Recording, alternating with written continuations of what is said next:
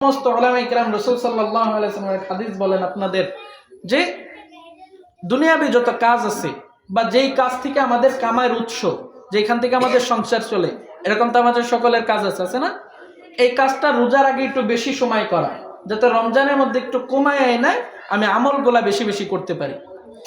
রমজানের মধ্যে বেশি বেশি করে জিক্রুল্লাহ করা, আল্লাহর যে কোনো জিকির করা, সুবহানাল্লাহ, আলহামদুলিল্লাহ, লা ইলাহা ইল্লাল্লাহ, এই জিকিরগুলা বেশি বেশি করা। রমজান মাস যেই মাসের মধ্যে আল্লাহ পাক রব্বুল আলামিন জাহান্নামের সমস্ত দরজা বন্ধ করে দেন, বলেন সুবহানাল্লাহ। যেই মাসের মধ্যে আল্লাহ পাক রব্বুল আলামিন জান্নাতের সমস্ত দরজা খুলে দেন, যেই মাসের মধ্যে আল্লাহ পাক রব্বুল আলামিন নিজের রাগকে কন্ট্রোল করে ফেলান, যেই মাসের মধ্যে আল্লাহ পাক রব্বুল আলামিন নিজের যে রহমত, নিজের যে দয়া, এটাকে আরো বেশি করে উৎফুল্ল করেন মানুষের জন্য, বান্দাদের জন্য।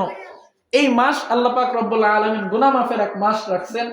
এই মাসে গুনাহ মাফের মাফ চাওয়ার জন্য সর্বহালতে সব সময় বেশি বেশি করে ইস্তেগফার পড়া, আস্তাগফিরুল্লাহ, আস্তাগফিরুল্লাহ, আস্তাগফিরুল্লাহ, এটা বেশি বেশি পড়া।